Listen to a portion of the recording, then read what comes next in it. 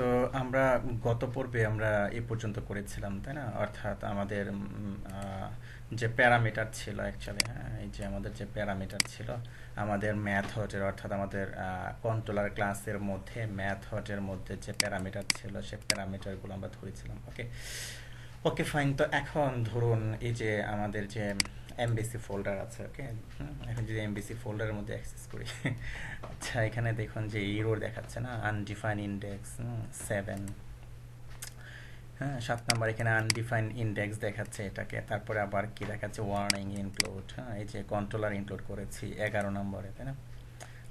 এই যে 11 নম্বরে এটাকে কি করছে, এরর দেখাচ্ছে। তারপরে এই যে আবার একটা 11 নম্বরে একটা কি ওয়ার্নিং দেখাচ্ছে, আবার দেখাচ্ছে fatal error, class not found দেখাচ্ছে 13 নম্বরে। ক্লাস নট ফাউন্ড দেখাচ্ছে যে 13 নম্বরে আমরা কি করেছি, এর একটা অবজেক্ট আমরা তৈরি করেছিলাম এখানে, তাই না? তো এখন সে কি করছে, নট ফাউন্ড দেখাচ্ছে। কারণ কি? কারণ হলো অ্যাকচুয়ালি এইগুলো তো আমরা লোড করেছি, ইন্ডেক্সগুলো লোড করেছি, কিন্তু এখানে তো ইন্ডেক্স নেই, তাই না? তো যার কারণে সে কি করছে, এগুলোকে এরর দেখাচ্ছে। তো এখন ধরুন এগুলোকে ঠিক করে নিতে হবে। যেমন প্রথম অবস্থায় এই যে আমরা কি করেছি, এখানে এটাকে এইভাবে নিয়ে নিয়েছি সাপোজ, তাই না? তো এখন ধরুন যে কাজটি করব, এখানে টার্নারি অপারেটর দিয়ে আমরা এটাকে একটা কন্ডিশন সেট করে দিতে পারি। যেমন এখানে আমরা ইজ সেট দিতে পারি, ইজ সেট। যদি ইউআরএলটা সেট হয়, হ্যাঁ, যদি ইউআরএলটা সেট হয়, হ্যাঁ, তারপরে আমি কোশ্চেন মার্ক দিলাম, তারপরে কি সে পাবে, ইউআরএলটা পাবে। আর না হলে সে কি করবে, নাল রিটার্ন করবে। তো নাল হলো অ্যাকচুয়ালি একটা ডাটা টাইপ, এটা জিরোও না আবার এমটিও না, এই জিনিসটা মনে রাখবেন। ওকে, ফাইন। তো আমরা এটাকে কি করলাম, এভাবে সেট করে দিলাম। তো এটা অ্যাকচুয়ালি ইফ স্টেটমেন্টের শর্ট হ্যান্ড ফর্ম বলে এটাকে, ইফ স্টেটমেন্টের টার্নারি অপারেটর। ওকে, ফাইন। তো এখন ধরুন যদি রিফ্রেশ করি, রিফ্রেশ করার পর আমাদের একটা এরর কি সলভ হয়েছে, তাই না? তারপর আবার দেখাচ্ছে যে ইনক্লুড অ্যাপ কন্ট্রোলার 12 নম্বর লাইনে। এই যে 12 নম্বর লাইনে যে আমরা এটাকে ইনক্লুড করে নিয়েছি, তাই না? এখানে আবার সে কি করছে, এটাকে আবার এরর দেখাচ্ছে এখানে, তাই না? তো এখন ইনক্লুড কখন করে নেবেন, এখানে আবার কিছু কন্ডিশন দিতে হবে আপনার। যেমন ধরুন আমরা প্রথম অবস্থায় আমরা কি 0 নম্বরে কি কন্ট্রোলারকে লোড করে নিয়েছিলাম সাপোজ, তাই না? তো ধরুন আমি এটাকে কপি করছি। ওকে, আমি একটা ইফ এলস, হ্যাঁ, আমি একটা ইফ এলস একটা কন্ডিশন নেব। সাপোজ আমি কি করলাম, যদি এটা পায়, হ্যাঁ, যেমন ধরুন এটা যদি পায়, তখন সে কি করবে, অর্থাৎ কন্ট্রোলারকে যদি পায়, কন্ট্রোলারকে 0 নম্বরে ছিল, তখন সে কি করবে, সে আমার কন্ট্রোলারকে লোড করে নেবে, ওকে, ইনক্লুড করে নেবে। তারপর কি করবে, সে তার একটা অবজেক্ট তৈরি করবে।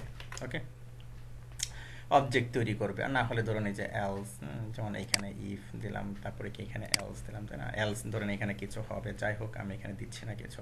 তো এটা হলো কন্ট্রোলার পাওয়ার পর। তো কন্ট্রোলার পেলো, কন্ট্রোলারের মধ্যে আবার কি হবে, মেথড হবে। এই যে 1 নম্বর ইন্ডেক্স দিয়ে আমরা মেথড ধরছি, তারপরে মেথডের মধ্যে আবার প্যারামিটার হবে, তাই না? এরকম কিন্তু হবে। তো যখন এরকম হবে তখন আবার কি হবে, অলরেডি কন্ট্রোলার পেলো, কন্ট্রোলার দিয়ে আমরা অবজেক্ট তৈরি করলাম। ওকে, তো সাপোজ ধরুন এইখানে এখানে আবার আবার একটা আমি কি করলাম, ইফ এলস একটা কন্ডিশন নিলাম।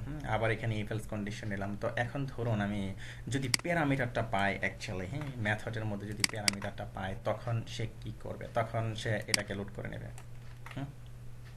প্যারামিটার পেলো, এটাকে কি করলো, সে লোড করে নিল। আর ধরুন এখানে এলস এর মধ্যে ধরুন আবার সে প্যারামিটার পেলো না, হ্যাঁ, যখন প্যারামিটার পেলো না তখন আবার সে কি করবে, অর্থাৎ সে শুধু মেথডটা পেলো, হ্যাঁ, তখন ধরুন আমি আবার আরেকটা ইফ এলস নিলাম, এখানে সে শুধু মেথডটা পেলো। তো যখন সে মেথডটা পেলো অ্যাকচুয়ালি সে কি করবে, এখানে সে মেথডটাতে ঢুকবে, তাই না? এই যে প্যারামিটার ছাড়া মেথডটাতে ঢুকবে। আমি প্যারামিটারটা এখানে উঠিয়ে দিলাম। ওকে, তো ওকে, ফাইন। তো আমরা জাস্ট এইভাবে করে রাখলাম। ওকে, হ্যাঁ। তো এখন ধরুন আমি যদি এটাকে সেভ করে, হ্যাঁ, সেভ করার পর সব ঠিকঠাক আছে, আমি যদি এখন রিফ্রেশ করি, হ্যাঁ, তো রিফ্রেশ করার পর দেখা গেল যে কি আমার এররগুলো চলে গেল। ওকে, তো ধরুন তারপরে কি আছে, আমার ইন্ডেক্স পেজ আছে, তাই না?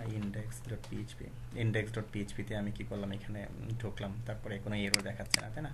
তো তারপরে ধরুন আমি যদি ইউআরএল দিয়ে ঢুকি, এখন ইউআরএল এই যে দেলুয়ারে ঢুকি, হ্যাঁ, এই যে দেখুন এখন কিন্তু আবার সে কি করছে, এখানে আবার কিন্তু সে কিছু প্রবলেম করছে, তাই না? যে আনডিফাইন অফসেট দেখাচ্ছে 16 নম্বর লাইনে অ্যাকচুয়ালি, এই যে 16 নম্বর লাইন, হ্যাঁ, এই যে ইউআরএল দিলেন।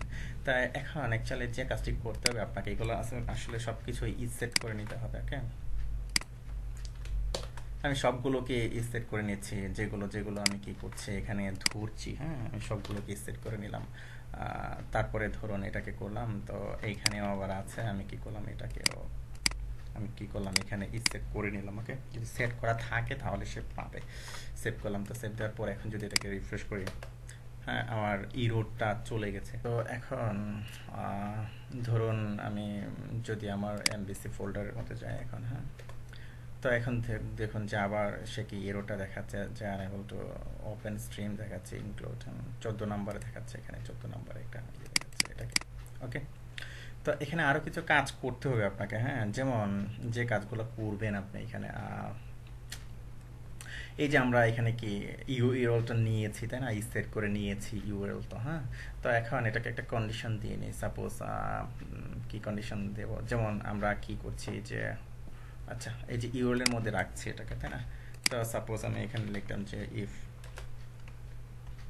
তো ইফ কন্ডিশনের মধ্যে সাপোজ এই যে ইউআরএল আমি দিলাম যে ইউআরএলটা যদি অ্যাকচুয়ালি নট ইকুয়াল টু নাল হয়, হুম এটা যদি নাল না হয় তখন সে কি করবে, তখন অ্যাকচুয়ালি যে এগুলোকে লুট করবে, হ্যাঁ যখন নাল হবে না তখন লুট করবে। ওকে, তখন এগুলোকে লুট করে সে নেবে, আর না হলে সে কি করবে, জাস্ট এটাকে আনসেট করে দিবে, ইন্ডেক্সটাকে আনসেট করে দিবে। ওকে, ইন্ডেক্সটাকে আনসেট করে দিবে। তো আমি এটাকে সেভ করলাম, তো সেভ করার পর যদি এখন এটাকে রিফ্রেশ করি, হ্যাঁ এটা চলে যাওয়ার কথা এবং কি চলে গেছে। আশা করি বুঝতে পেরেছেন যে প্রবলেমগুলো কীভাবে সলভ করেছি। হুম তো প্রথম অবস্থায় আমরা কি করেছি, আমরা এই যে টার্নারি অপারেটরের মাধ্যমে কি আমরা কন্ডিশন দিয়ে নিয়েছি নাল, যদি না হয় সেট করা থাকে পাবে, নাহলে নাল পাবে, আর যদি নাল না হয় সে কি করবে সে ইউএলটা নিয়ে কাজ করবে, ট্রিম করবে, এক্সপ্লোর করবে, তারপরে আর না হলে কি করবে সে আনসেট করে দিবে। ওকে, তারপরে যে এই কাজগুলো করেছি অ্যাকচুয়ালি, এই কাজগুলো অ্যাকচুয়ালি করেছি। ওকে, তো ধরুন তারপরে কি রিফ্রেশ করলাম, রিফ্রেশ করার পর সাপোজ এখন দিলাম যে index.php, কোনো সমস্যা নেই। তো ওকে ফাইন, পরবর্তী পর্বে আমরা বাকিগুলো দেখবো।